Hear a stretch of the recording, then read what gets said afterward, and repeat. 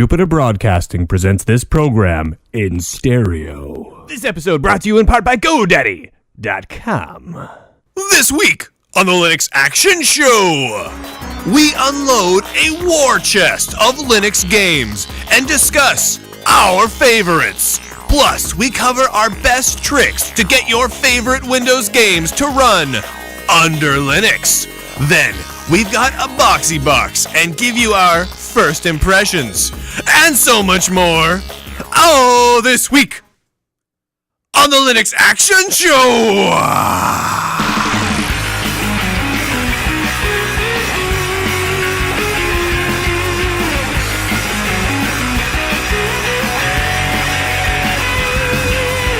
And welcome to Season 14, Episode 5 of the Linux Action Show. My name is Brian. That guy to my left. Hey there, Brian. His name is Chris. My Boxee box runs Linux. Yes, it does. I'm so excited. This is awesome. I want to get a Boxee box myself, so let me hold the box without the Boxee box And then in it. I just got to say right off the top, it comes with this really awesome remote control. It's a really simple, 3-button remote, but then you flip it over, bam, QWERTY keyboard. So they've got a great remote design on this thing. This is fantastic, and you know it's quality because one whole side of the box is orange. Yeah. One entire side. It's fantastic.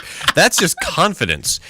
Any product that can do that. When was the last time you saw Apple put out a new MacBook Fuzzy Monkey or whatever they make, and one whole side of the box was just bright orange? This thing's pretty intense. Never, because they just don't have the confidence of D-Link and the Boxee guys. My Boxee box runs Linux, and it's small. It's as big. It's really small. It's as big as it's like the actual size of the. There's a picture on the box, but the other pictures on the box are actually larger than the thing actually is. It's really? Super small. Yeah, it's really a small device. Yeah, so I mean, judging from the picture on the back it's got this little Ethernet port picture on it. Yeah. It's going to be about this size. Yeah, it is about that. Yeah, and so you could easily just palm it. Yeah. Oh, definitely. And that's awesome. It's vertical, right? It's not like a flat box. It's got a big heatsink in there because it's running an Atom processor at something like 1.2 gigahertz or something like that. With the x86 Linux kernel on there and all that kind of stuff. That's awesome. And so it's been. At first, I'll just say my first impression. This isn't going to be a full review. I'll probably do this later in the week, like on Jupiter at Night or something when I've had some more time with it. But my first impression was a little bit of a letdown. No. Yeah, well, it's awesome looking. Well, they changed the the box itself is great. One single button on the actual box. It's got 2 USB ports, an SD card reader, nice. HDMI out, optical out, stereo out. So awesome. It runs silent, practically. The only problem is they changed the UI a little bit on this guy, and I just wasn't a big fan of it. Over the stock Boxee? Yeah, over the regular Boxee software, and I guess this is maybe like a new UI. It's a little more low-key. It's not quite as flashy.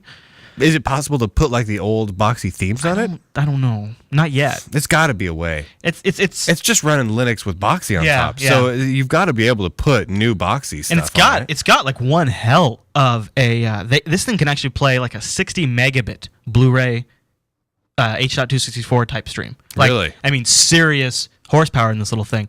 And I guess I should just say that too. It's every format possible. It plays OGG files, it plays MKV files, Xvids, everything. Yeah, everything. And then what Boxee is really good at is also tying in online services, and it does that really well. Flash plays out of the box on this, so and it comes with it has a really crazy app library. Really? Yeah, their app library has first of all, it has a lot of porn in it. If you turn that on, it's off by default. But you turn off one filter, and it's got some definite porn apps in there.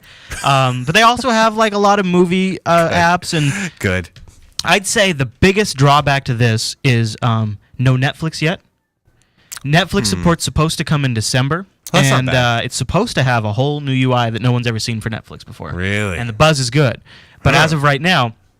They have an app platform where every day I've gone in there and there's just more apps available. Yep. And it's just been nuts. I plugged this in the night I got it on Thursday, and there was 12, 15 apps in there. There's 127 apps in there now. It's pretty nuts. So people are digging it, and people are getting behind it. That's awesome. Yeah, I love that. It's pretty good, and some of them are just really basic apps that are just links to Flash players and stuff, but they all work. How much was it? $200. See, that's not bad. It's not bad because it plays all of your media on your local LAN. Yeah. It can play media directly attached to it. It has a Samba server in there, so if you plug in like a USB hard drive, it immediately becomes a SAN on your network. You know it would be killer. Huh. Well, it would be absolutely killer is if someone made an app for this that was like a Super Nintendo emulator. Oh, I know. Or Genesis emulator. Yeah. Because you got the USB ports on the back, get those little USB game pads, plug it into it, and use this as your like retro gaming set-top box plus video machine. That would be cool. Oh, it'd be epic. But if you don't need live TV, or also I guess supposedly early next year Hulu Plus streaming's coming to it if you're in the US. Oh, okay. That's pretty cool. But if you don't need live TV, I would go with. I think I would definitely say go with this over an Apple TV or a Google TV because while I think they could make your local media a little bit more of a priority, like I had to go to a menu and then a submenu to only see my local files. Right. Otherwise, it does like this overlay of online media and your media, like this in this big mesh meta library, which is kind of cool for just average Joe people. But if I know exactly what I want just my files, and this kind of buried them a little bit.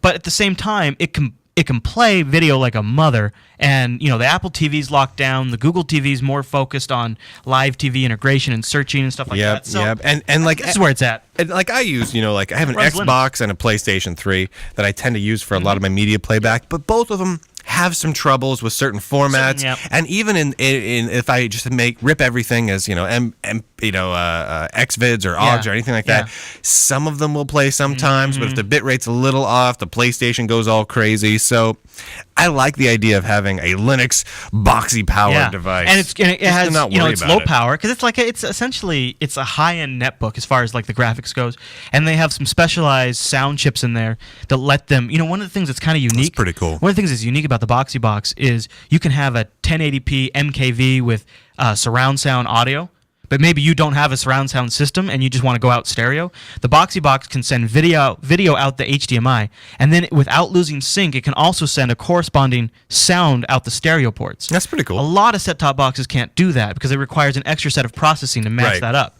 Boxee box has got that. It's got a lot of value for $200. That's a lot of value. Anyway, that's awesome. Yeah, that's most awesome. Hey, you know what else I got for you is a Android pick this week. No, you don't. I do, dude. No. You know what we like to do before the Android pick, Brian, is we like to give a shout out to the good folks over at GoDaddy.com. That's right, because for the first time in human history, GoDaddy.com allows you to register domain names. And here's the kicker. It's rather epic. While you register those domain names, during the checkout process, you'll type Linux. Yeah, you probably would. You get to type Linux in caps. That's like representing. As if yesterday when you were going down to the Panera Bread place. Sure. You're like, I just want to get me an overpriced yuppie sandwich. Yeah, yuppie sandwiches can be tasty. I need that.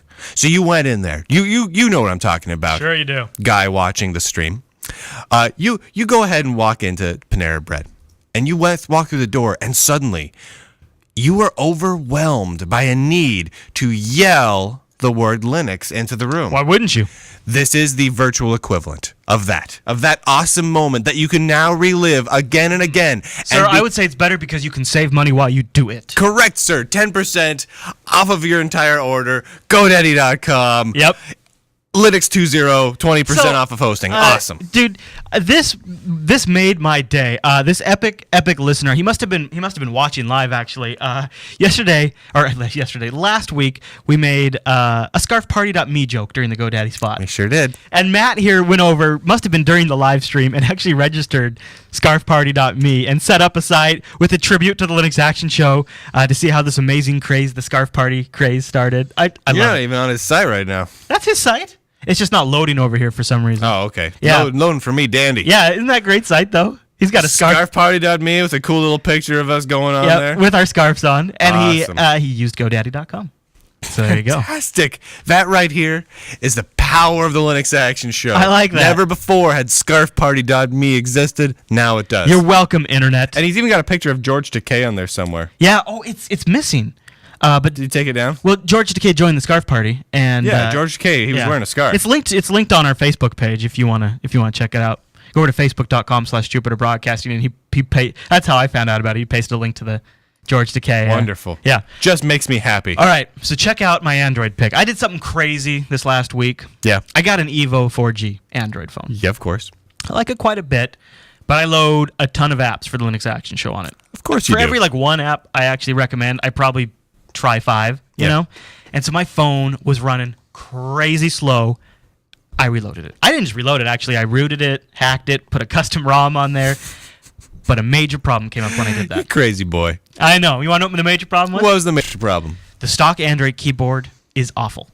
I've tried to love it for a long time, and it means to do well with its auto suggestions. They're not too bad. Yeah. But sometimes it doesn't give them to you. Sometimes it does. It's ugly, and it also just does not have. So the Sprint Evo 4G that had a custom keyboard on it. It had the HTC Sense keyboard. Oh, okay. Which was awesome. Yeah. I gotta say. You can't just throw that back on? Well, yes, but I wanted to try to expand. All right. You know, I felt All right. like this was something that. One of the problems with HTC You're opening Sense up your was horizons. I was kind of being limited. Yeah. So I asked on Twitter, and people came out in a big way and said, you got to check out SwiftKey. And I'd heard about it before, but I thought it was like a swipe thing where you draw on the keyboard. That's what I thought it was. And I'm not a big fan of the drawing. I tried it. It just doesn't work for me. And also, a lot of these keyboard apps don't have the mic button. And in Android 2.2, you got pretty good voice control everywhere. So you want to have that mic button.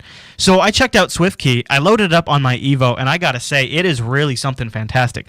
First of all, it has a really great area for where it makes the auto suggestions. And when you tap them, it automatically does the correct punctuation or spacing or whatever it needs to happen. Oh, wow. So for example, I never use the space bar anymore. It's just I don't need it because I just go up there and like if I want to, if like say you know the comma and the apostrophe share the same button, and I can just push it and it automatically knows which one it's supposed to use. Really? So I can really do quite a bit of fast typing. In fact, I found that I have Google Voice, you know, and I found that I was choosing to actually still text on this instead of Google Voice because it was easy and simple. Huh. But the other thing they do does is look kinda cool. those auto suggestions. Automatically figure out the type of verbiages that you like to use and start automatically suggesting different stuff like computer terms if you use a lot of computer terms. And the other thing it can do if you allow it, it asks you when you first install it, is it can scan your previous text message to see how you and your friends kind of talk. And then it'll automatically pre-build its recommendations based on how you already talk. So you go right into it. It already kind of knows, like, I spell because, B-E-C-U-Z, and stuff like that. Or later is L-A-R. That's because you're hip. Yeah, I got the skills with You texting. got the mad skills, yeah. man. Yeah, and it already knows all that stuff. And I've also tried it without reading because I wiped my phone. And so those recommendations really been working really well. It's surprisingly so. And it's got the mic button so you can use the voice controls. I'll be damned. And it's comfortable to use. It's all around it's a really good keyboard. I really like it. That is a fantastic Android pick of the day. That's SwiftKey. Now luckily, this will be exclusive to Linux Action Show for the next 7 hours. At which point, one particular website. What website is that, Chris? What was it? Oh, I don't want to be mean. Is it Lifehacker? Yeah. We'll go ahead and post it as an Android pick. You know what, though? They won't call it Android pick of the day. They'll just call it an Android pick. I can't be too mean on Lifehacker because I'm sure I've borrowed plenty of articles from them in the past. I know. They're a good site. They're a good site. I wouldn't mind a link back, though. No, yeah. Yeah. Guys at Lifehacker, the guy that writes those, I know you watch this show. I've been reading your posts. I read your Arch post with some wordage that we used in the Arch review episode. Cool. We don't hold it. It's cool. I like Lifehacker. Yeah, that's all I'm going to say. That's all I'm going to say because you know what? I like Lifehacker. And honestly, we could use some good linkage.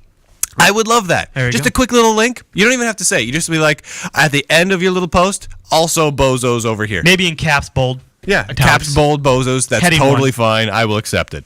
All right, Brian. You just hit me. Let's do the news. Okay.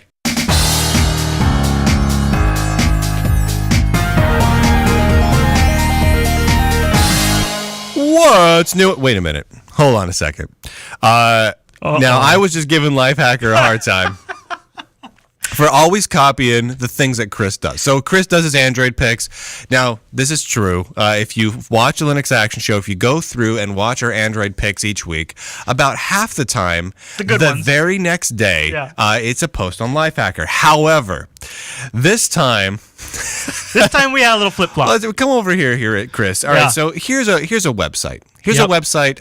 What's this here? Brian, I think that might be SwiftKey. SwiftKey video and review. I think that's over at Lifehacker. Oh, what's up? That's at Lifehacker. That's ridiculous. This was from this last Monday. That is too ridiculous. So we just copied Lifehacker without knowing it. And to be honest, now see, here's my Twitter feed where you can see this. I actually did get my SwiftKey suggestion from Twitter, but to be fair, Lifehacker also covers a couple of the other keyboards that I mentioned, the Draw ones too. So that's a really good article. So I'll put a link to that in the show notes. It sure is. It sure is a great article. We sure do love you guys over at Lifehacker. We'll throw a link in the show notes over linkage. If you guys wanna, we just go ahead and link back to us from all your articles. Yeah. Be totally fine. From all of them? All right, hey Chris. Yeah. What's new in the news this week? All right, Brian, our top story on the news That's my new casual way of saying it. Hey Chris, so is there going some on news in this the, week? what's going on in the news? going on? What's going on? Is there some news? No, we got some Linux Mint. A little bit of news? We got a little Linux Mint 10 release, Brian. In fact, we're both running Linux Mint right we now. Linux Mint 10 is out, and I thought, at first, actually, to be honest with you, it's kind of like, I'm not really going to cover this on the news docket. I'm not really. Why would you say that? Well, why would you not cover Linux Mint? Because I feel like awesome. I feel like we've been in this new distro pattern for a while. Didn't want to wear people out. Oh, we've got a lot of new distros being released right now. I know, man. I mean, it's fall and spring. It's Linux Tis the time. season. The season. Summer and winter, nothing happens. Well, I stand corrected, to be honest with you, because we started Linux Action Show a little late. What we like to do before our big show is we like to reload our operating systems for funsies. So we've both loaded up Mint 10 here, and it actually, as we've been going through it, has been really fantastic. And now it's been through using it, it's been bumped all the way up to the top of the news docket. So, it's great. I mean, it's how to say this. The theme is very nice. It looks good. We always seem to like to start with a theme, but it's got almost like a faux brushed metal gray theme. But honestly, it's like you took.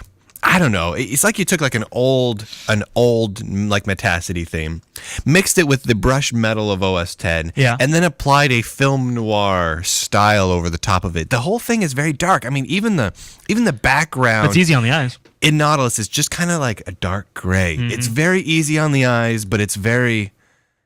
Subdued. It's not the usual Linux Mint look and feel. It's not that green that comes at you. That's true. Which I liked the green. Now, one of the big things that I've just noticed already, and I don't have all the bullet points. I really just wanted to check this out today for our gaming show, and I thought it would be fun to run the games under Mint.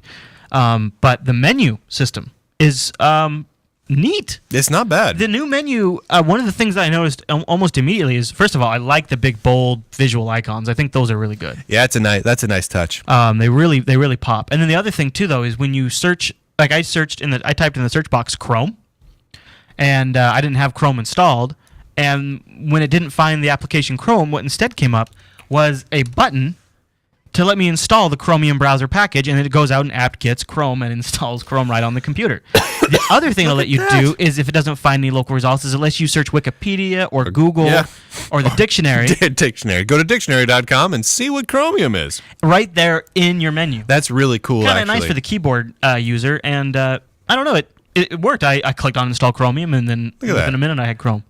So that was pretty neat. And it's freaking out right now, but it was working. There we go. Yeah, you just click on it, boom, it installs the package. That's pretty slick. Yeah. Honestly, I dig that a lot. Yeah. I dig that a lot. I think with the polish of things like that, and then also I noticed pretty slick integration, and this has always been a trouble spot for me, with Bluetooth. I have a Bluetooth mouse here. Really? And I booted up the live CD and went to start using my mouse. Oh, crap, this damn Bluetooth. Oh, I got to sit here and figure out how to get Bluetooth working. And then as I started sitting there huffing and puffing like a jerk, all of a sudden up on the screen comes up this thing, hey, detected a Bluetooth mouse. Want to enter your PIN and use that sucker? It's like, yes, I do. Yes, I do. Thank you very much. That was really nice polish. And I'm sure, and they're just using the Bluetooth packages available and stuff, but it's executed in a really nice way. It's nice. I really don't. Yeah, I mean, I don't have a whole lot to say about this release in Mint because I haven't really been using it, not that much anyway. Yeah. I mean, I'm running it here. I've putzed around with it, but we literally just loaded it. This is just a really haven't used it early enough to review it all. But first glance, it looks cool. I dig most of what I dig. I'm not a huge fan of the control center. I noticed flash out of the box. You don't like the control center, but I kind of like that control center. No, I prefer the way Ubuntu does it myself. I know you're kind of on the opposite side of that. Yeah, it kind of depends. It's all right. I don't like Ubuntu's system, and I don't like that they have a system menu and an administration menu or whatever it is. It just doesn't make any sense to me.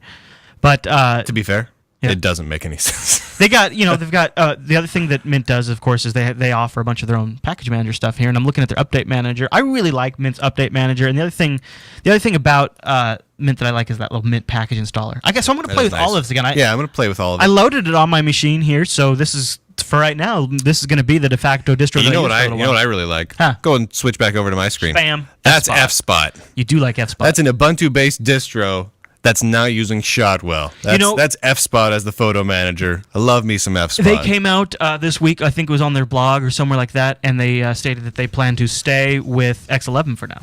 No plans to switch. Interesting. But, interestingly enough, also another item on the news docket, the Fedora folks have come out and said, you know what?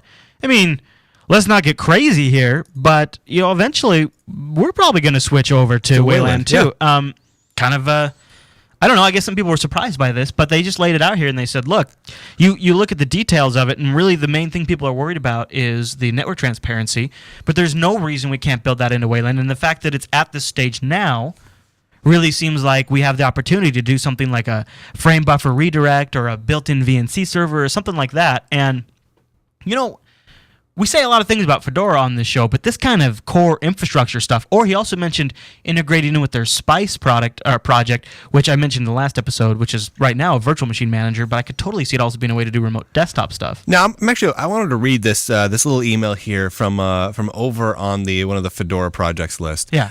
This is the Fedora development list, and this is from a gentleman named Adam Jackson. Just because this gives kind of a nice insight into how some of these decisions are made and to how this generally works. Totally. So a gentleman went ahead and sent this in there, and he said, and I quote, "I think we'd like to see the Fedora community figure out its position on the subject," meaning Wayland, so that it can tell Wayland developers, if you continue on this track, then as things stand, Fedora will not be making it a part of the default Fedora install. Okay, fair enough. So then Adam Jackson replies, "Well, the Fedora graphics cabal is basically me, Kevin Martin, and Dave Arley. And since we were hanging out at Plumber's," I'm assuming that's like a bar or something, I don't know. Awesome. I have no idea. Wait, hold on, let's reflect on that. Can we just picture for a minute that great Fedora decisions are made at a bar? Named Plumber's. I have no idea if that's actually a bar, but I'd like to think it's a bar. I'd like to think the Great Linux Action Show decisions are made at least under the influence of alcohol.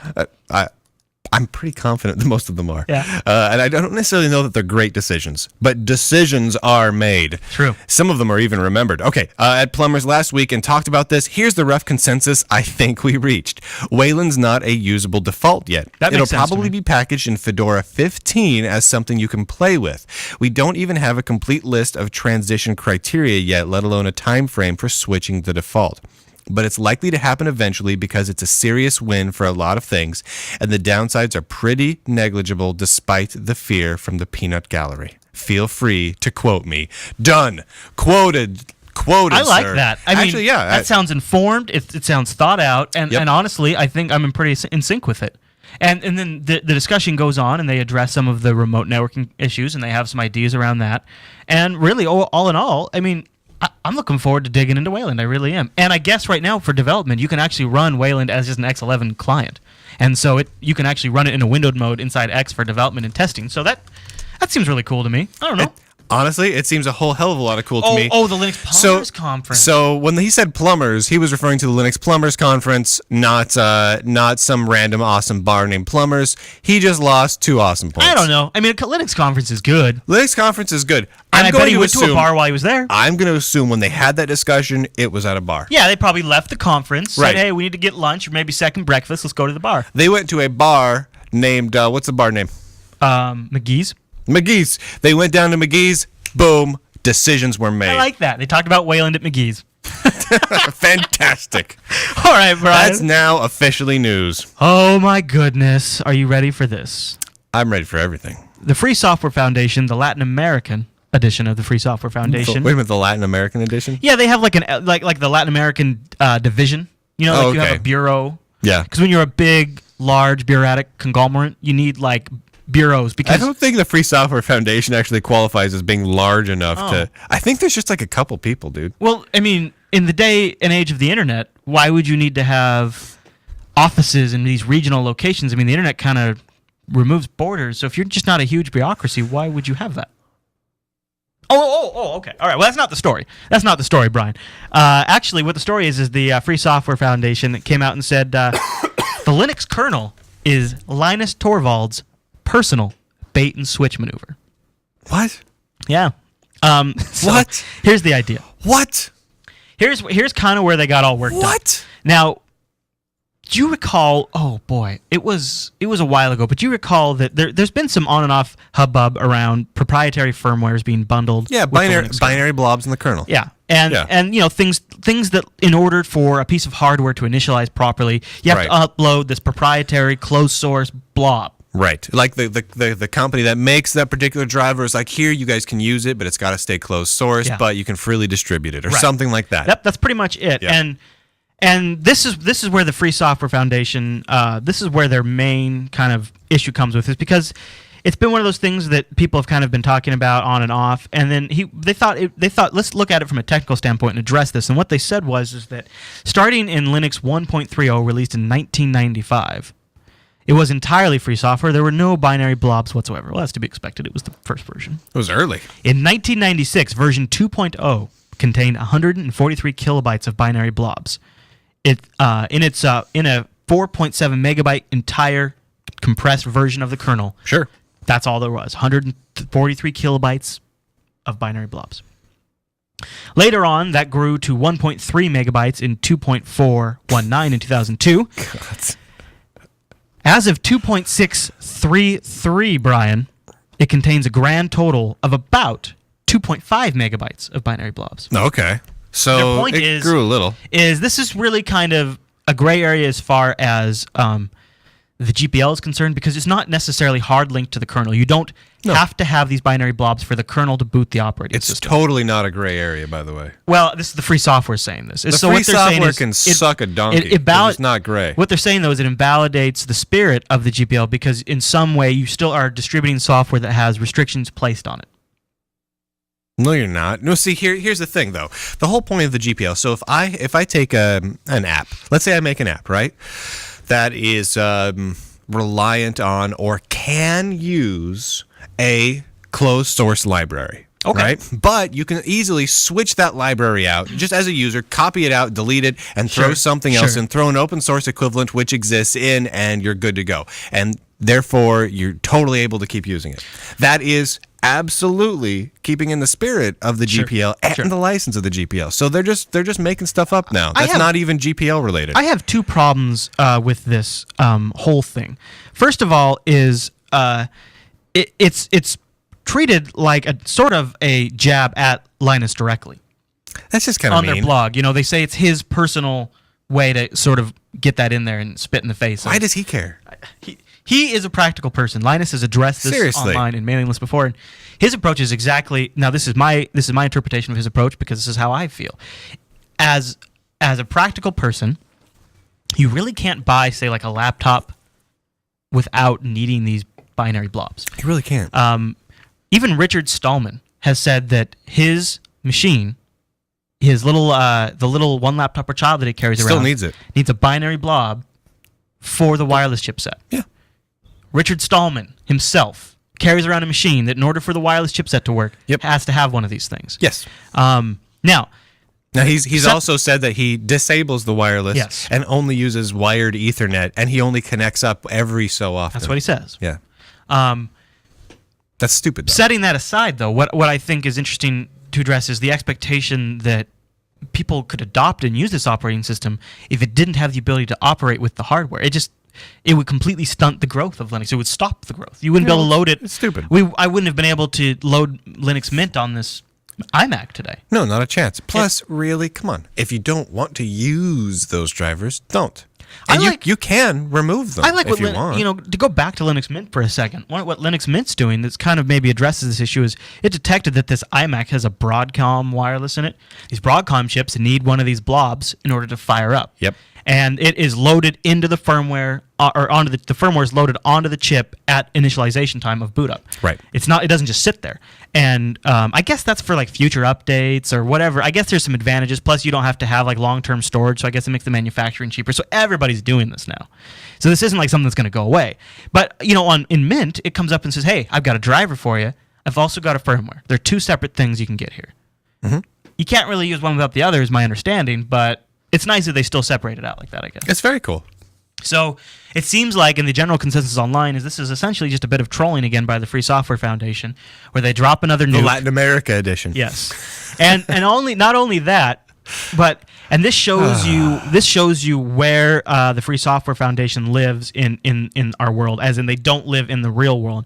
They have created a fork, I guess you could call it, or a branch, an addition of the Linux kernel called, the Linux current version -Libre. So in this case, Linux -2.633-Libre. Okay. Now they go out and say in their blog right here where they're announcing this entire blog post starts out with a ribbing against Linus Torvalds about this. About how he has some secret hidden agenda is a Trojan horse to trick us all into using binary blobs. And then transition. Because he's going to make so many billions of dollars if we use and his evil free binary blobs. And like then, free to download ones. He's going to make millions. What feels so disingenuous is it transitions into essentially a release announcement of their first kernel. And what exactly, Chris, pray tell, does this kernel do? Like, what is here what it is, Brian. The it? Linux Libre source is exactly this. They say it right here. Is they created a script, and this script goes through and deblobs the kernel, and then it produces up a tarball of the Linux kernel source without these binary blobs. Okay. So this is main kernel source. Rip out the blobs. Kernel source. So really, it's a simple shell script that goes through and deletes the known binary Super blobs. simple. Yeah, I'm sure. So someone just created a list, goes through and RMs those suckers, and then tars it back up. It's probably that's the only thing. Now think about this for a second. The Linux kernel devs spent a whole bunch of time putting out a fully tested, maintained, and robust version of the kernel. Absolutely. Someone went through with a shell script that randomly deletes files. Yeah. Not totally randomly, but come on. I mean, it doesn't. In Mr. Business CTO mind, all he heard is some dude wrote a script that ran against this kernel. You think I'm going to run that on my server? There's no way. No way, dude. Seriously, I love freedom. Oh, I'm going to be straight here. Amen, Brian. Freedom's great. Mm-hmm. However, there's no way on God's green earth that I'm going to put this on a machine other than to see it fail. Yep. Like, that's the only reason I would install it somewhere, is just to see it fail. Mm-hmm. Just because it would amuse me. That's it. There you have it. That's a good one, right, Brian? Stupidest thing I've ever heard.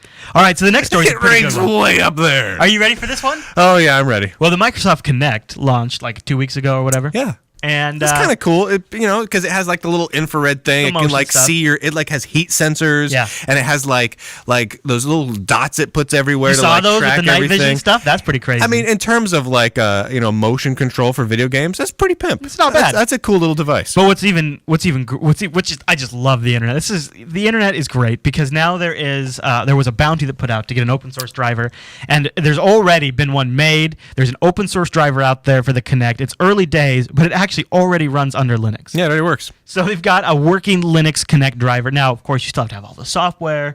This dude doesn't have the mic yet. I guess the audio chip has some pretty interesting crypto around it to verify that it's actually connected to a legit Xbox and a legit Kinect device. It's interesting. That's where they put a lot of the copy protection, because I guess the video stuff wasn't too bad. Huh. It took this guy about 3 hours. So that's pretty good. That's awesome. So the other thing is there's a Google engineer who's now started another bounty, and this I think the group of people that started the original bounty are going to start contributing like $2,000 to the EFF, so that way when Microsoft freaks the F out and starts suing everybody, they'll have an early like seed fund for a legal defense fund. Really? They will, because they fully expect it, but they're gonna fight for fair use of the hardware for this. You know, the thing is, I don't expect Microsoft to come after anybody. Well, here's the thing. Microsoft released a press statement saying that they're going to defend their intellectual property, and they've put significant protective measures in place to prevent hacking. That I'm sure. But honestly, if this just encourages more people to buy that piece of hardware, Microsoft's going to be okay with that, is my guess. Yeah. Because they love money. It's the thing I've been hearing a lot. Like, sometimes I'll like read a thing, and it basically just says Microsoft loves money. It's just it. It would just sell more Kinect devices. They open their mouth, and only word that ever comes out is love money. They would just sell more Kinects. Yeah, so they're fine. Yeah. But I really don't think anyone's going to throw a fit about it. If they do, it's just bad press. Hey, you know what? Speaking of Linux gaming, let's get into our gaming segment. Let's get into our gaming segment. Do we have any more news? I think that's all the news. Awesome. So that's a good segue for talking about games. Chris, say a phrase. I was waiting for you. All right, Brian. That's all the news for this week.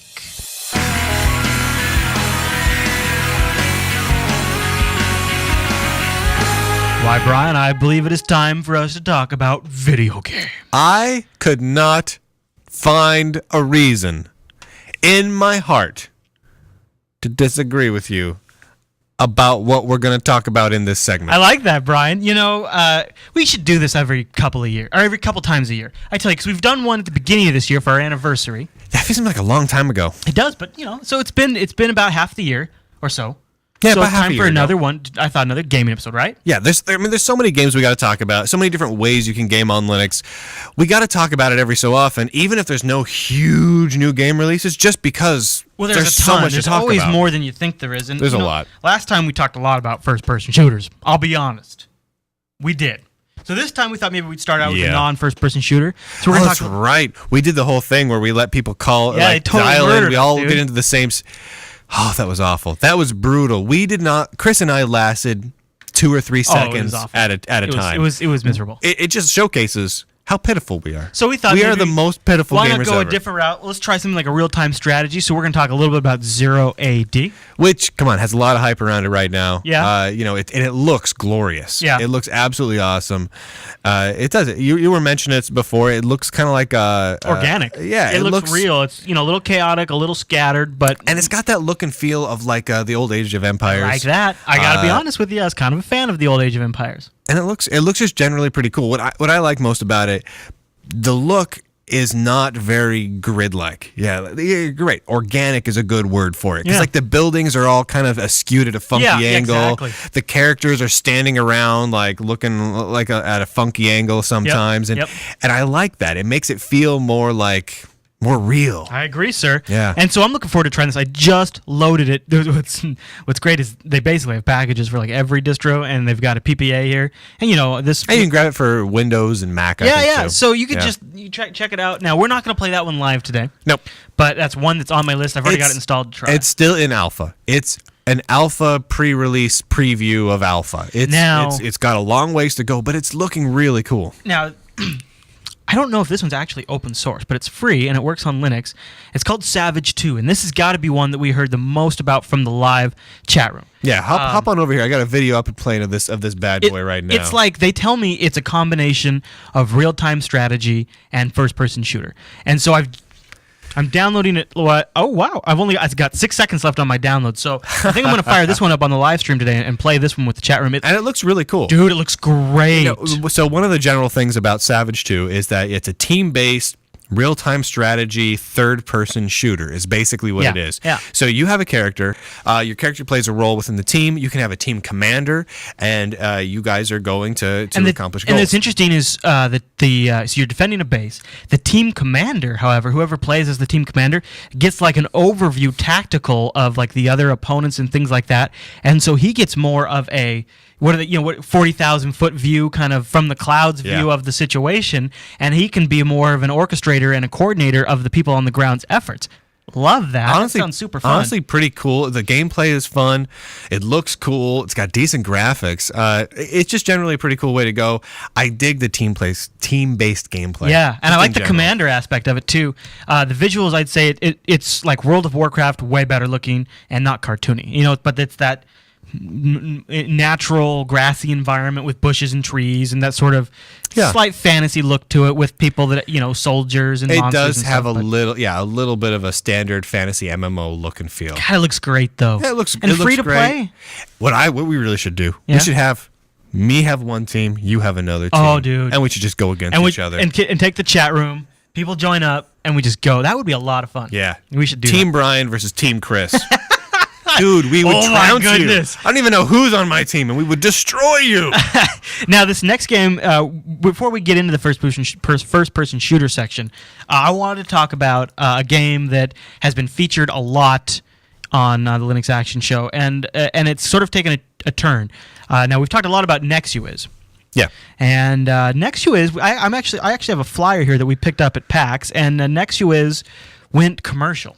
Yeah. They sold their rights to a company that's making a PlayStation 3 game, and the developer that did it, basically it was inferred that he didn't have a lot of active participation anymore in the project, but he owned the IP, he sold it, it's closed source now, they have no intention of contributing the code back. So these guys the people that were really working on the project split, and they started a new game. It's not actually available for download yet, but it's Zontic, or how do you think you pronounce that? Xonotic. Xonotic. Xonotic. It really looks like everything we love about Nexu is just amped up a little more. It is amped up with a super, almost Tron-like feel. Very Tron-like, I would say, yeah. And I love that. Yep. I love that. And there are a couple of packages out there. They're not officially releasing them for download directly, but you can get the source. And you can get them and toy around with it already, yeah. So Zontic or Xonotic. Xonotic, I'm not sure. We'll put a link in the show notes, but it's kind of an interesting progression of a story. I mean, Nexu is, I think we've covered it every time we've done a gaming segment. Because we just liked it. It's a great. Good game. It's like my go-to first-person shooter that I just want to have some fun with.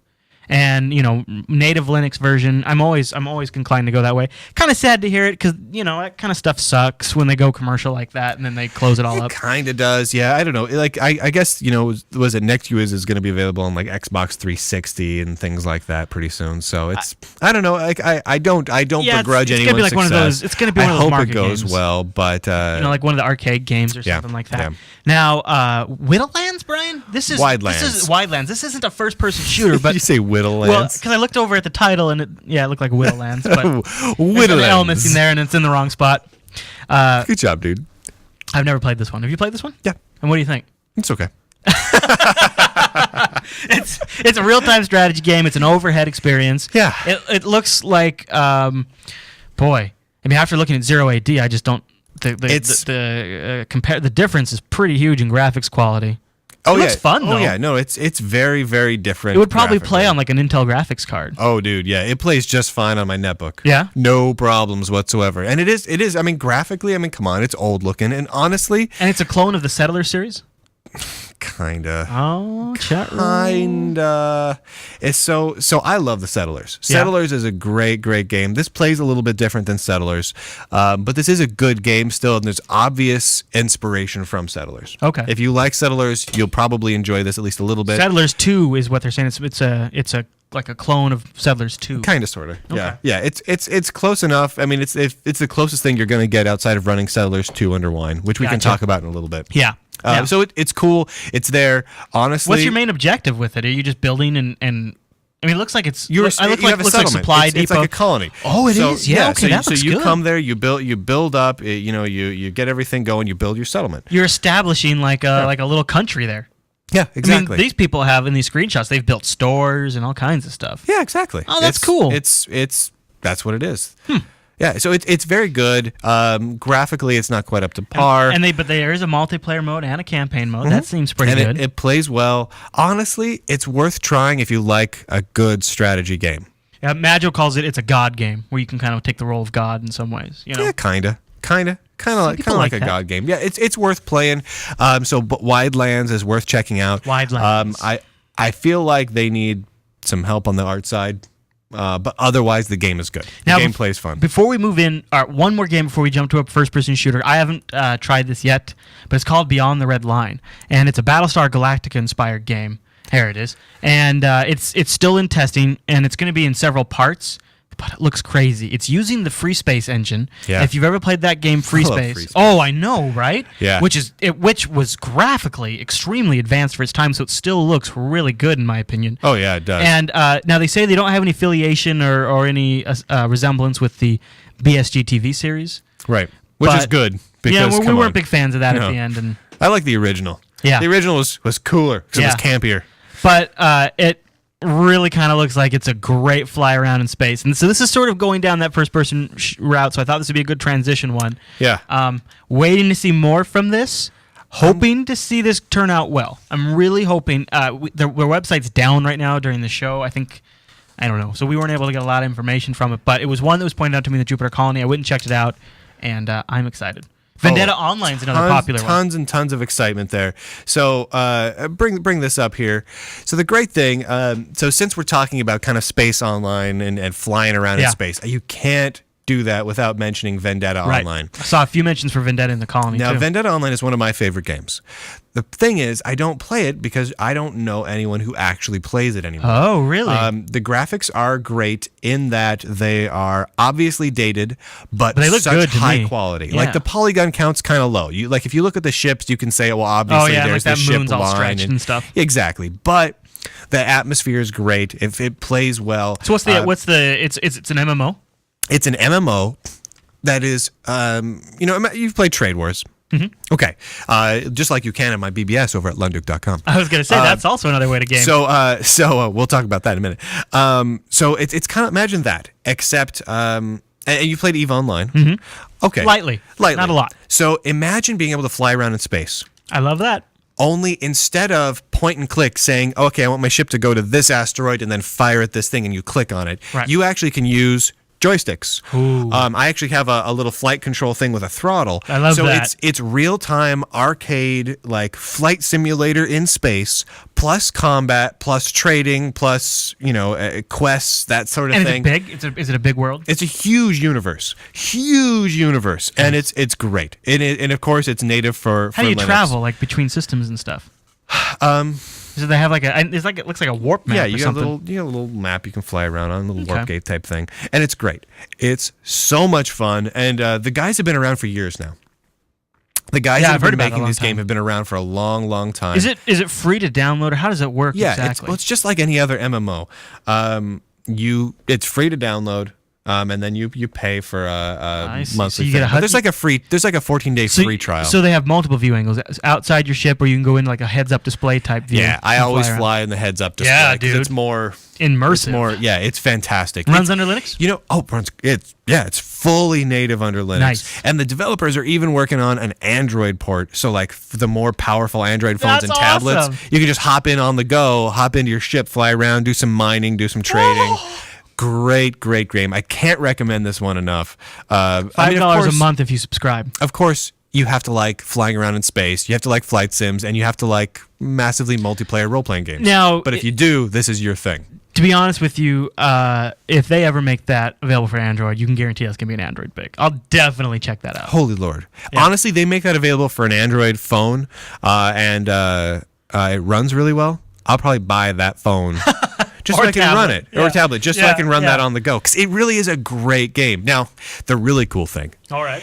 So you can get a joystick. So I have like a flight control like stick that. and Yeah, a I've seen that. throttle It's to nice. control it. However, in space, having the throttle doesn't always make sense. So what some people do is they get 2 flight control sticks and they control it that way. So like those cool maneuvers you see in BSG where they do the flips in space and they tumble. Much easier to do if you have 2 joysticks. I can see that. So you're using one for your up down and one for your side to side? Kinda. It's difficult to explain, but I highly recommend it if you get a chance to. It's complete 360 with no gravity. It's so cool. So cool. So they did a great job on that. That's one I just wanted to throw out there. Vendetta Online. Vendetta-online.com. Now, this is the game that I think will probably get the most live stream play just because it looks super fun.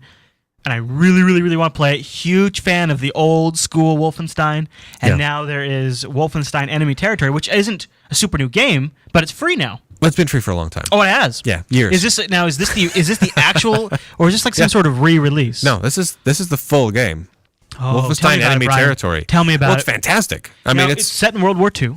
Heck yeah, it's set in World War II. It's Wolfenstein. It's always great. Always makes for great gameplay. Yeah, so it's a great multiplayer game. It's it's Axis versus Allies, first-person shooter, tactical kind of game. It's a lot of fun, and people have been playing this for a long time. If you haven't, so they released it now based on the Quake 3 engine. Yeah. So it's like all of the original IP stuff and all the assets just on top of the open source Quake 3 engine. Right. That's really cool. That's really cool. And so you played this when it originally came out back in the Dizzle. Yeah.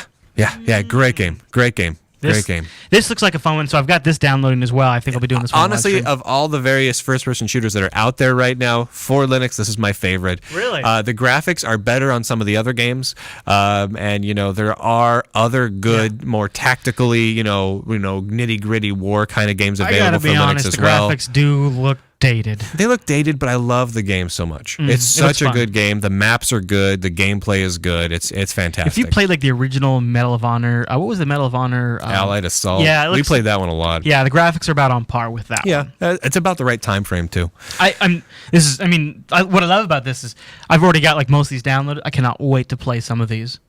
I know. The Linux Action Show might be coming out a little late this week. That's all I'm saying. Enemy Territory is awesome.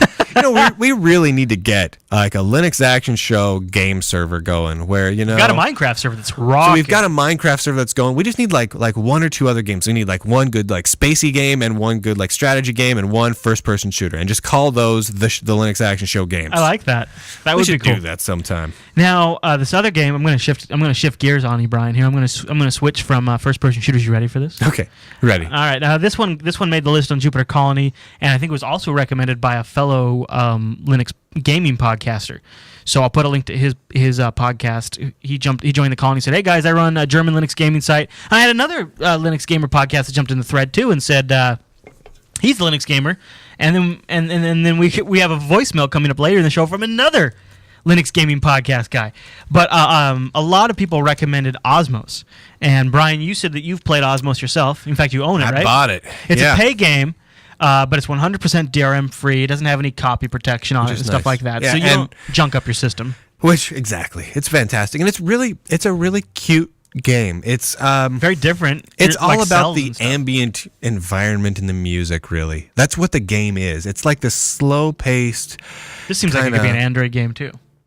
It really could. Honestly, I only played it for like a few minutes because I got bored.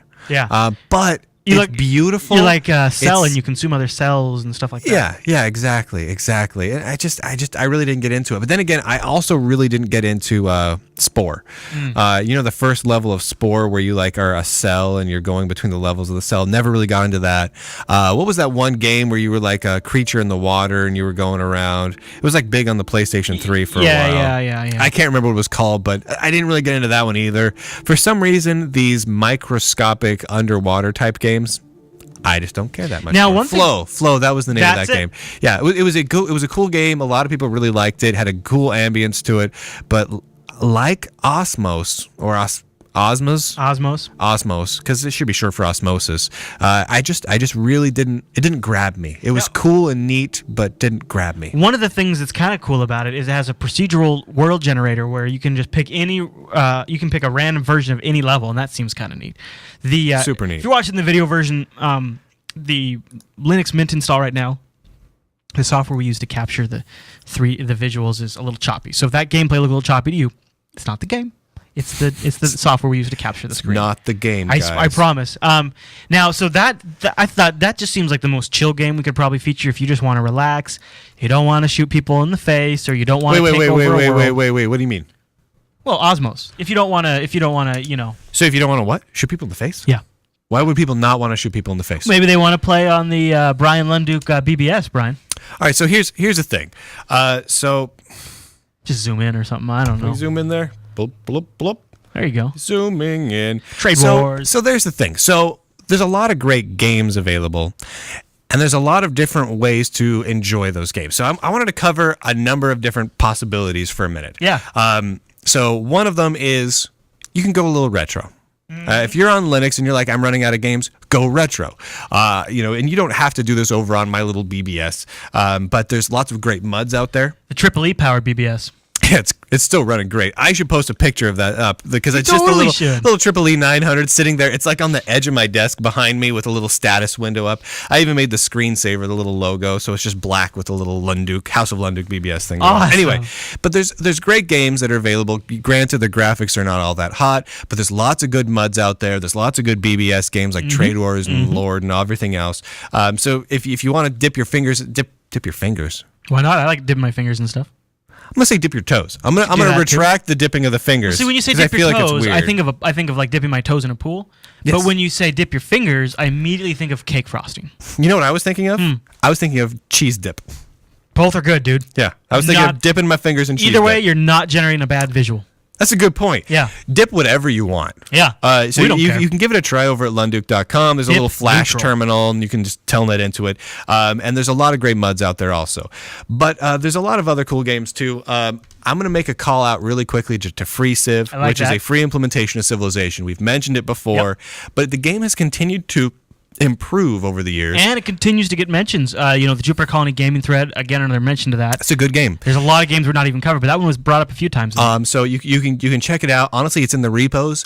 for every major distro. However, go and grab the latest and greatest from freeciv.net. Oh, okay. Because that's got the best graphics, the best fixes and everything. Oh, okay. Grab it there. The same is true for Free Call, which is a free implementation of Colonization, which is another great Sid Meier game from back in the day. Gotcha. So all that said, I want to move on to a couple other options here. Lay it on me, Brian.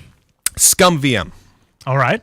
Now, Scum VM is fantastical. I Look know at you're that. a Look big at fan that. of Scum Look at that VM. little Mickey's quest there. Oh, look at this. What do we got here? More Mickey Space. Yeah, Okay, yeah. these are all Mickey Space Adventure screenshots. Okay, demo fail. All right. Let's go over the other screenshots here.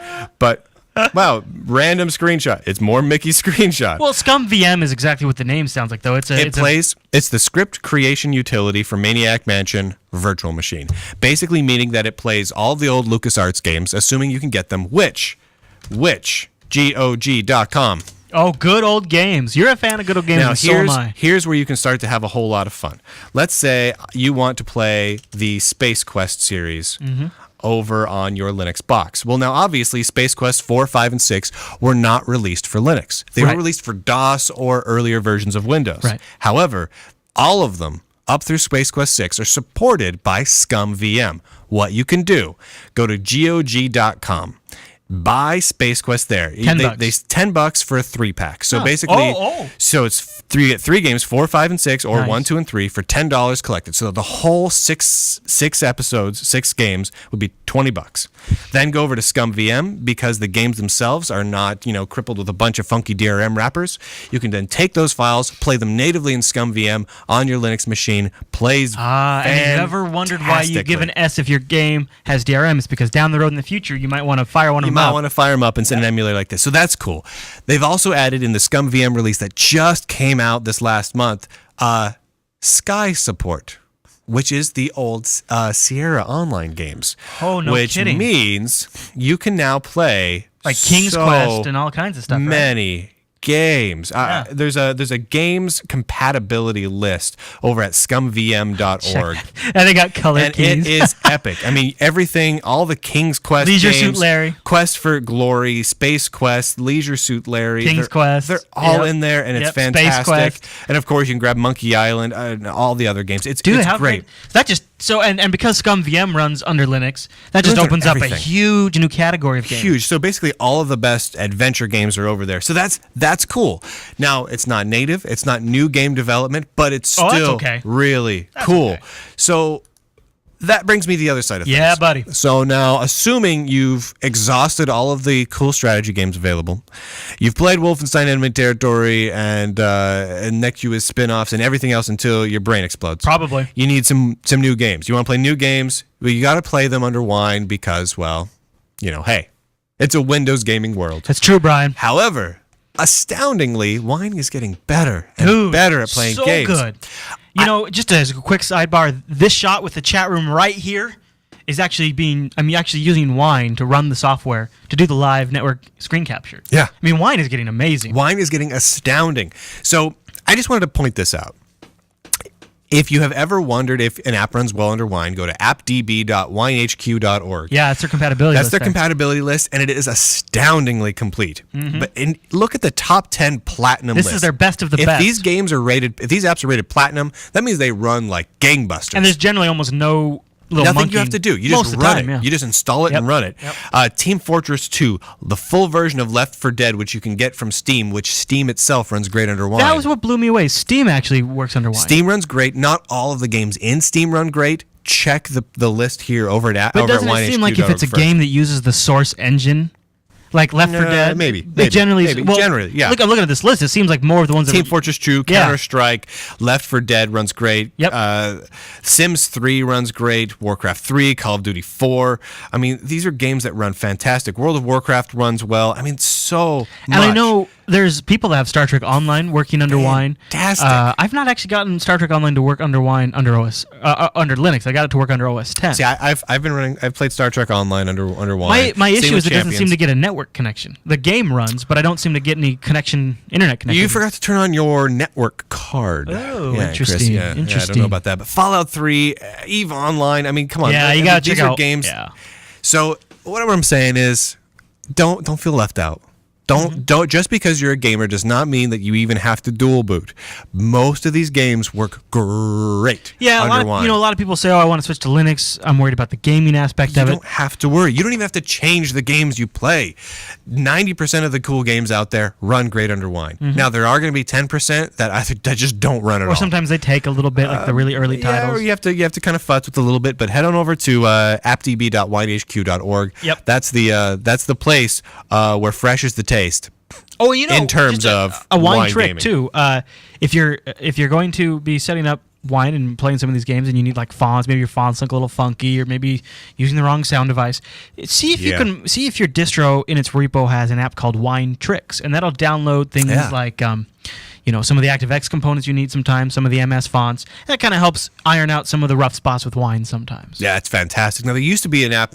Is it around yet again? Called Wine Doors? I think it's down again. It's down again. It's been up again and down again. That was really cool because it linked to all the VB runtimes and Visual C runtimes. Of course, there's always crossover, which gives you a wizard that'll go out. And one of the nice things that crossover does, but you have to pay for it. But one of the nice things it'll do is it does bottles, which are like almost, if you're familiar with BSD jails, only for Wine in a sense. It's a completely isolated Wine environment, so you can load some funky version of IE with some funky this, some funky that, and you don't have to worry about monkeying up your other Wine setups just to be able to run this one app. So that's a nice advantage that Crossover has, and then they'll also combine that in with a lot of preset wizards where you could maybe auto-download like Internet Explorer and Flash and QuickTime 7 all in one container. So that's Crossover. It's not bad. Oh, PlayOn. Yep. Now, I've tried PlayOn. It didn't work really all that well for me. I had problems downloading packages and stuff. People have been talking about it, so I thought I'd throw this out there. PlayOnLinux.com. Haven't used it yet. Can't review it 'cause haven't used it. But the chat room's giving it a recommendation. They're giving it a recommendation. To be honest, I've been so happy with stock Wine with just a couple of tweaks here and there for a few games that I have a hard time, saying we'll go with something else. I used to have, on my main machine, a little dual boot setup for games. I don't anymore because all the games I play are either native on Wine or, well, let's be honest, I play a lot of those adventure games, so I use ScumVM a lot. Or honestly, I use Wine, and it's fine. I'm wondering if people out there have StarCraft 2 working under Wine or Star Trek Online. If you do, hook me up with the 411 on that, if you would. I'd like to know. I'd like to try either one of those games or Linux. All right, Brian. I think that's our look at Linux gaming. No. Hold on. Here, I'm just showing you the beauty of the Wine HQ DB. Yeah. StarCraft 2.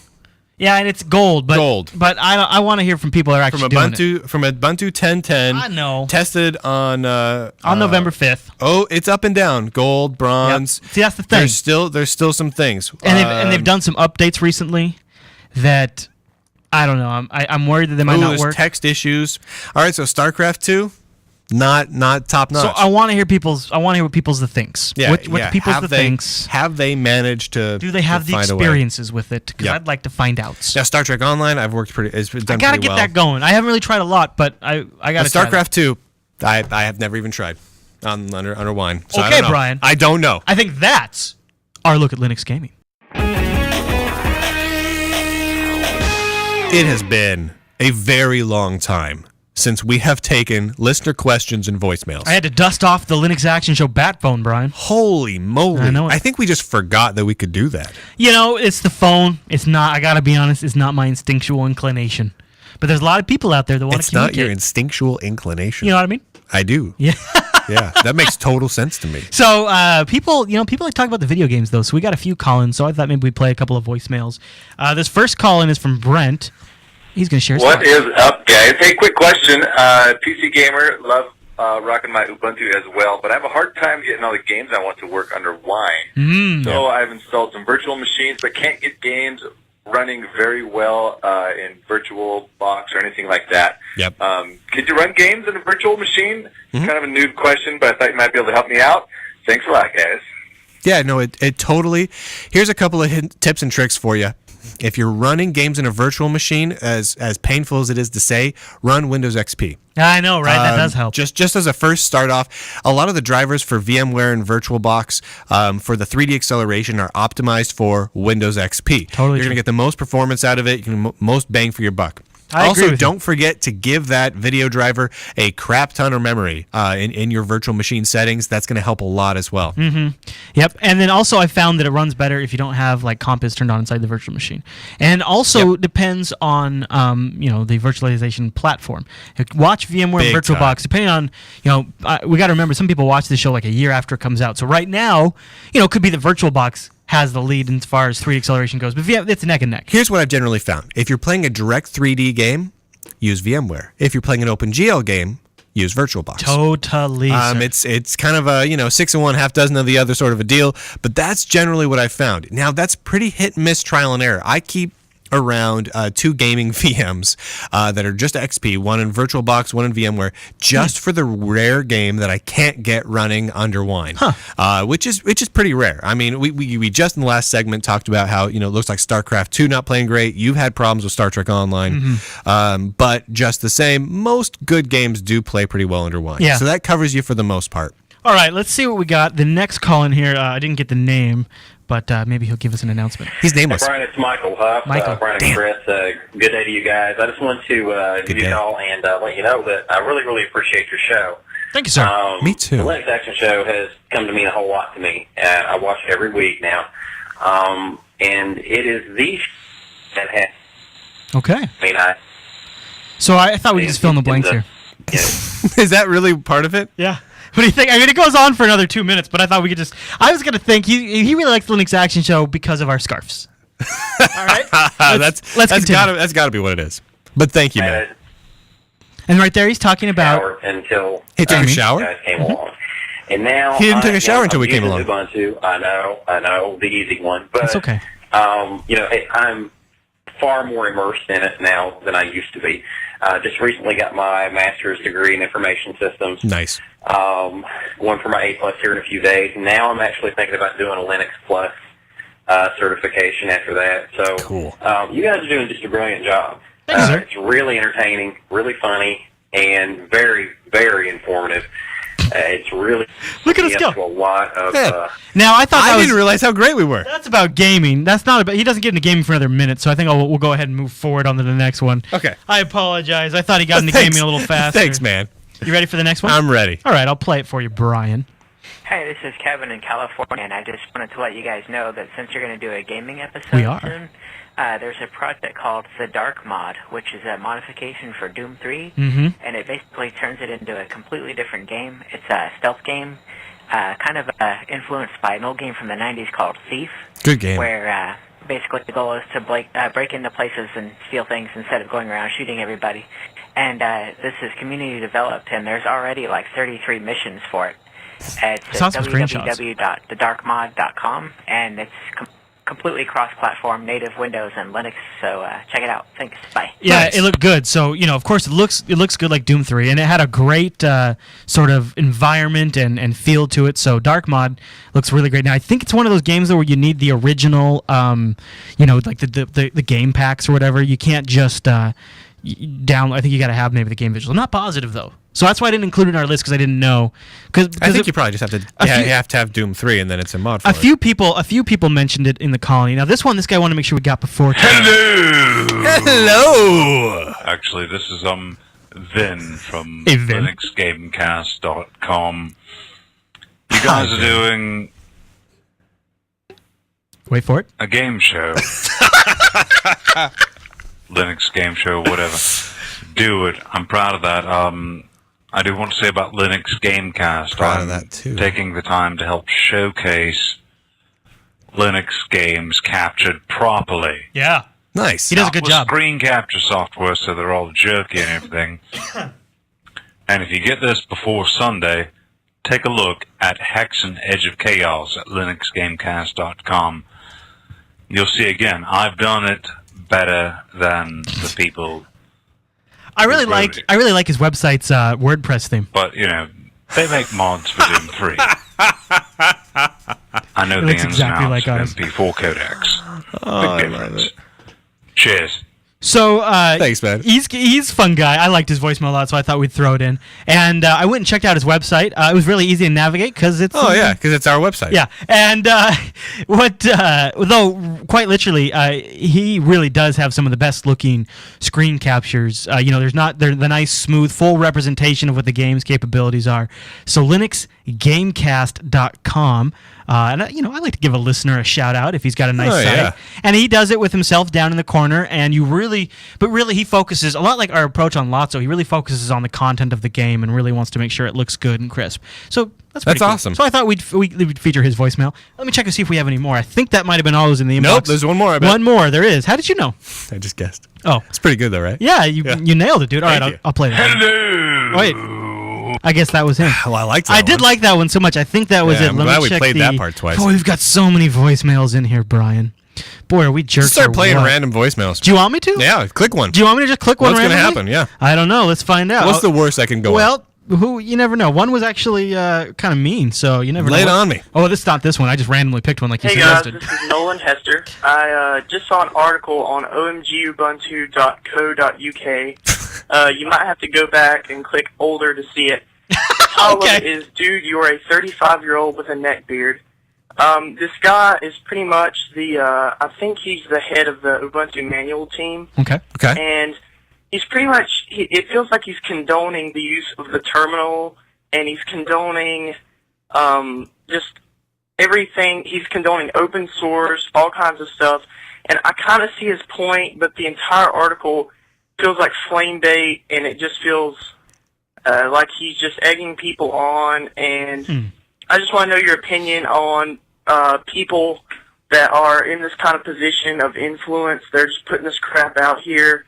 And it feels like he's doing bad things for the community, and it just makes me want to completely switch to Fedora or some other sort of operating system, just like Fedora, BSD, OpenSUSE, something else besides Ubuntu, just because this just feels horrible. It feels bad. It feels wrong, and I want to know your opinion about this article. All right, thanks, guys. Bye. All right, I got two things to say. First, the word condone actually means to support. Yes. Yeah, so I think threw me off for a second. I think you were using that the wrong way. Did the chat room link you up that link? Because that was fast. Of course, the chat room linked me up that link. Oh, man, I love our chat room. So they sent that over to me, and long I'm not. Yeah, it's long. Basically, it's kind of pokes fun, but Seth, I wouldn't really get too worked up about it. Here's the thing: is you kind of touch on a couple of different things in your voicemail. One that I thought it's two things really. One is bloggers that just put out link bait content to put content out. There's a lot of that, but that's a complete. We can have quite the conversation around that some other time. But the other thing that he mentioned was it sounded like he was bothered by the fact that this guy thought using the command line was a good thing and an okay thing. And I want to talk a second about the toxic command line, because I think that's something that we sort of touched on in our Arch review, that as a Linux community, we've sort of drifted to this mentality that if it can't be done in the GUI, it's evil. And I want to talk about that for a second, because I think that's totally wrong. And I just want to. I love the command line. I think that really really when it comes down to it, once you learn the command line, it really is a more powerful tool set. And it's more flexible. I don't think the GUI has to be the end-all answer. I think the GUI just has to provide enough assistance for those that aren't comfortable with the command line. Yeah, of course. I don't want to tar and feather anyone for suggesting that the command line is a bad thing. It's interesting that you mentioned that. I wouldn't mind tarring and feathering someone for that. Oh, really? And mostly because I've never tarred and feathered anyone. I know, right? And I've never feel like your day has come for that. I kind of do. I understand. I'm in my 30s now. I've never tarred and feathered someone. That's like getting out of college and never having gone to a kegger. You have to do it once. It's like if this was the 17 or 1800s, you and I probably would have lived through several dozen tar and featherings. And you got to figure that is a pretty relevant cultural importance. And we've lost that. As a people, we don't have that anymore. Yeah. What were we talking about? Well, I think we were going to talk about the I like show. shells. I like logging into shells. So that's our voicemail. I'm going to go ahead and take off the headphones now because they're kind of ridiculous. But if you want to call in and leave us a voicemail, you can do that. Go over to jupiterbroadcasting.com and find the contact link. There's even like a little Google Voice widget on there that'll automatically call you, keep it private. It doesn't cost you anything. Exactly. That's cool. kind of fancy, right? Hey, Brian, that's kind of fancy. Is there anything else we should touch on? Should we mention a few things? Let's see. We got Facebook, facebook.com/Jupiter Broadcasting. We got twitter.com/Brian Lunduke and /Chris LAS. That's our Twitters. JupiterBroadcasting.com/live is where you can watch us live with. Yeah, we got that. There's an IRC chat room in there. Got some numbers. If you go into Jupiter Colony, there's you can find information on our Minecraft server. So if you want to be playing Minecraft, which you can do that under Linux because it's Java. And that runs under Linux. It does.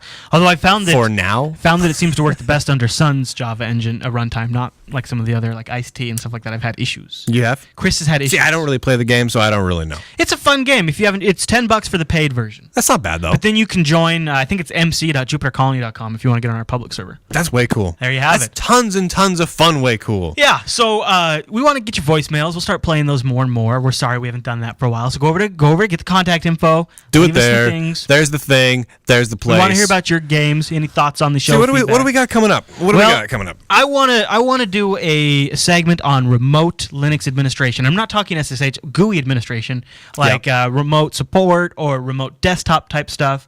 That kind of thing. Because everybody knows about SSH, those kinds of stuff. But what if you want to get the full GUI? You could get like a remote X11 or maybe you session. got like a family member you just got on Linux and you want to give them some support. I gotcha. Right? So I thought maybe we'd do a segment on that. That'd be really cool, actually. I mentioned it last episode, and I got a few emails that people said they were down with it. Huh? I do like it when people are down with it. I agree, sir. It's tons of fun. Also, if you watched the Fedora review last week, and you're like, you know what? That sounds like a lot of fun to yell at people about.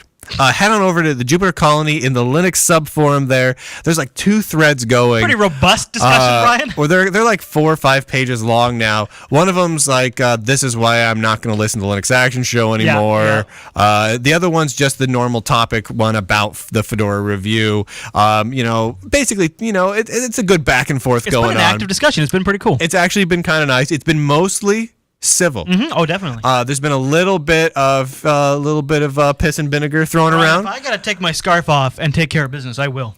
But I'm just saying, if you feel like you need to put your piss and vinegar into it, that's the place. You okay? You good? Don't get choked up. Brian's a little verklempt right now. Brian needs a minute with his Dr. Pepper. All right, Brian. I think we'll wrap it up. We've talked quite a bit. That's all I want to talk for today. This was a long one. Nothing else. This was a long one. Nothing else. It's 12:20 p.m. We've been out here since about 9:30 a.m. Good I think Lord. That's one heck of a Linux action That's a show. Linux action show. And again, if you're not watching these live, you should. You're not getting the hours and hours of us sitting around making idle comments. I've probably said things that are very embarrassing. I'm not sure what they are because I am drunk right now. I'm not drunk right now. But I've been sitting here for so long that I kind of just stopped paying attention to the fact there's a camera and a microphone in front of me. So you miss out on so many things. So Sundays, 10 a.m. Pacific time, JupiterBroadcasting.com/live. Go there, do that sort of thing. We do try and announce them on Facebook and Twitter, but sometimes we forget until about 2 seconds before we start. Yeah. So you got to remember, it's on you guys. It's all on you. We do what we can do. And let us know too, we're trying different formats with these game reviews. We want to do a couple a year. And one of the challenges in Linux Action Show is do we walk a really fine line because we have more audio listeners than video listeners, but the video is growing. So we want to try to do something that accommodates both audiences. So so let us know how the formula worked for a gaming episode. Yeah. Maybe what you'd like to see next time we do one, things like that. Yeah? That sounds phenomenal. All right, everyone. Well, thanks so much for tuning in to this week's episode of the Linux Action Show. And we'll see you next Sunday. Goodbye.